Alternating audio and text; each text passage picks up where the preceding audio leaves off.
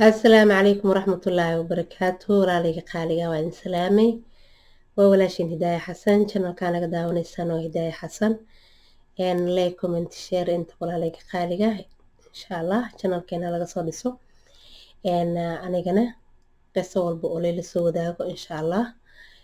waa idinla soo wadaagi doonaa hadduu ilaahayga awooda badan ka raali noqdo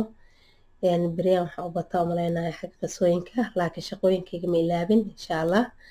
waan soo dhigayaa maalin walbo marka walaalahayga qaaliga gabar abaaya ah ayaa waxay ila soo wadaagtay qisa ku dhacday marka qisadaasna mid aada u weyn ma ahan marka insha allah dhammaysta markaas adaa la yaabi doontid inay kugu dhacday dadka inta badanna way ku dhacdaa inay kugu dhacdaaba laga yaabaa hadday kugu dhicin saaxiibadaada ama saaxiibkaaga uu kaaga sheekeeyey marka insha allah waxaa waaye qisadan waxaa waaye gabadhan waxay tiri maalin maalmaha ka mid ah ayaa waxaa iyiri tiri sodohdeyda iyo walaasheeda oo macnaha meel ka wada shaqeynaye si aan anigoo caawiyo markaas waxay tiri gabadhii way sheekeysanayaan labada islaamood marka waxay tiri maadaama anigana aan qoys ka mid ahay waxaan isku dayayaa maadaama aan isla wada joogno meesha dad waaweynna aan ahay tiri maadaama naag nin qaba aan ahay naag weynan ahay waxaan isku dayayaa inaan anigana la sheekaysto oo sheekada aan soo dhexgalo aan isku dayayaa ayay tiri marka sheekadii waxaan isku dayayaa inaan labadii maamo la sheekaysto sheekooyinka markii ay sheekada sii wataan waxaa soo gelaysa meesha sheeko anigaba aan hayo kaleete waxaan isku dayayaa inaan anigana la wadaago laakiinse waxay sameynayaan adiga ma arki jirtay dhahday qof oo inaad fiirinin aad rabtid oo indhahaaga aad u quurin oo kale oo indhahaaga inaad aad u quurin oo kaleete oo macnaha indhahaaga aad ka bobootinaysid ma jiro oo aad isku fiicnayn camal hadalkoodii markaan waxaan damcayaa tiri inaan la sheekaysto oo anigana macnaha hadalka ay ka hadlayaan oo kaleete wax igu dhaco kaleete anigana aan ka hadlo ama sheekada aan kusoo dhex darsado marka waxay tiri way iga bobootinayaan marka hawareer anigaba saas markaan dhahabo tii aan dhahabo waxay tiri taasoona hadlin ee isku dayaysaa inay u jawaabto hadalkaygana aniga dhig uma dhigaysay dhahda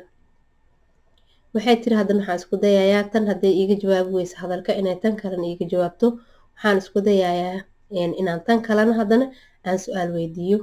ay tiri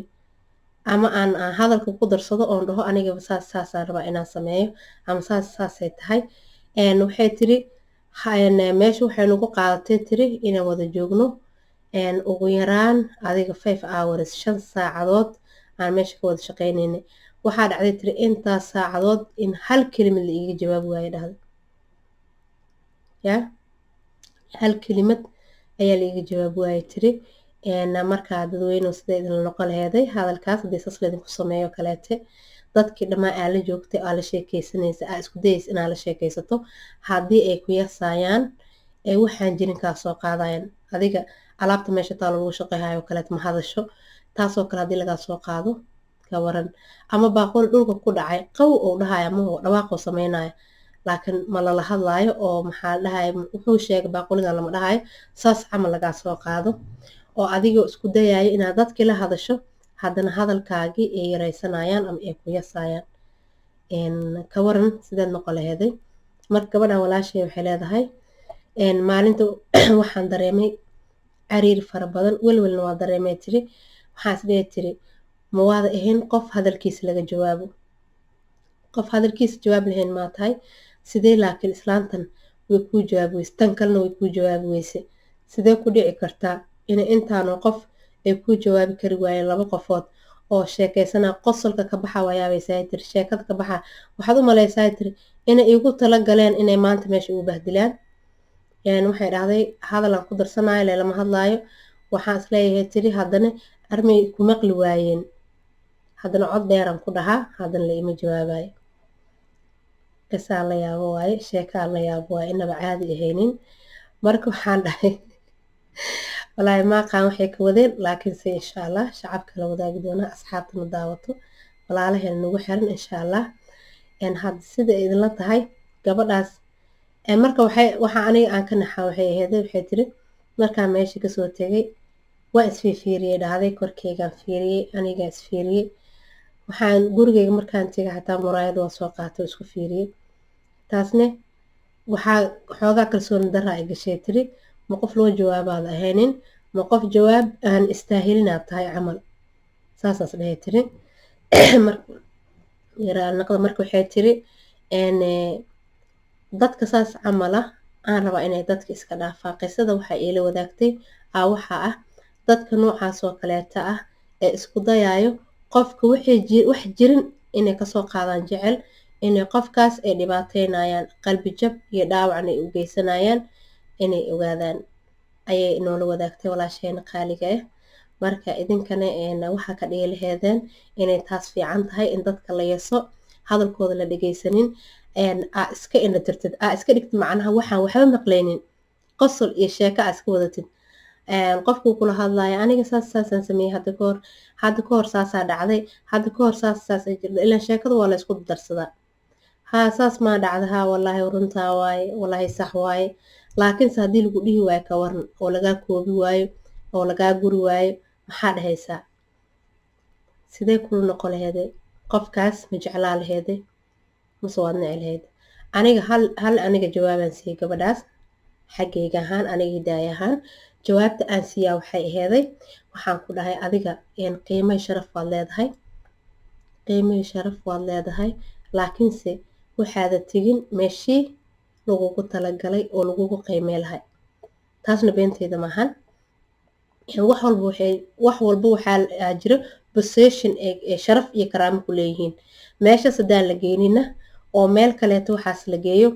ayna sharaf ku lahaynaa jiro marka waxaan dhaha meesha sharaftaada iyo karaamadaada taalla ma aha meeshaas meel aadan mudnaynin ayaa tagtay saasaan dhahay aniga meel aadan mudnaynin oo sharaf iyo karaamo ku oolin ayaa tagtay maadaama lagu dhegeysanayo lagu jawaabeynin wax jirin lagaa soo qaaday waxaan dhahay hadda meesha lagugu talageli ma joogin adiga oo lagugu sharfi lahay lagugu qaymay lahay karaamadaada la ogyahay lagu yaqaano lagu jecel yahay hadalkaaga hadal sii dhalaayo oo hadalkaaga farxad dhalaayo adigu maad tegin laakiinse waxaa tagtaan ku iri meel aan lagaaga baahnaynin oo macnaha sharafkaaga karaamadaada laga aqoonin markaa laakiin sharaf ayaad leedahan ku iri marka idinkana waxaa dhihi laheedeen commentiga noogu soo qora insha allah walaalahayga qaaliga marka waxaan jeclahay inay dadka noocaas dadka dhegeysanayo qalbi jabkana ku abuuraayo sharaf daradana u keenayo inay iska ilaaliyaan waayo qofkaas waxaa laga yaabaa intuu taas qalbigiisa ka tiri lahay inay ku qaadato 1 sano 2 sano bilooyin maalmo waxay ku qaadanaysa ilaahay subxaana watacaala ha og laakiin waqti dheer inay ku qaadanaysa ila tahay aniga gabadhan ma dhoweyn xilliga ay iga hadlayso ilaa haddana way xasuusataa sida ayada ii sheegto waaye marka weligiin allihiin iska ilaaliyaan leeyahay dadkaas dadki macnaha waxaa sameeyeen koley dad badan way sii dhibaateynayaan ama waa iska dhaafi doonaan oo dadku dhaga hadleen insha allah waxaasna ma fiicno qofka waxaa fiican inaad sharaftid inaad karaamaysid inaad ogaatid qofkan qof bini aadana inuu yahay qalbina uu leeyahay qalbi jabkana aada u xun yahay waxaan leeyahay waxaan idinkaga rajeynayaa inaad commenti qurux badan ka bixi doontiin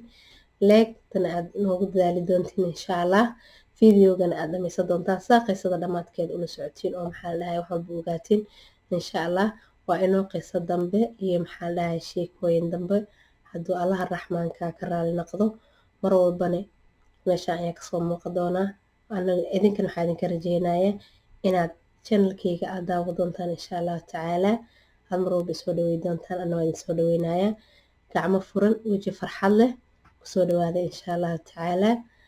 anigana waxaan idin ballan qaadayaa wax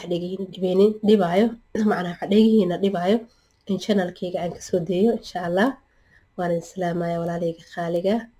asalaamu calaykum waraxmatullaahi wabarakaatuh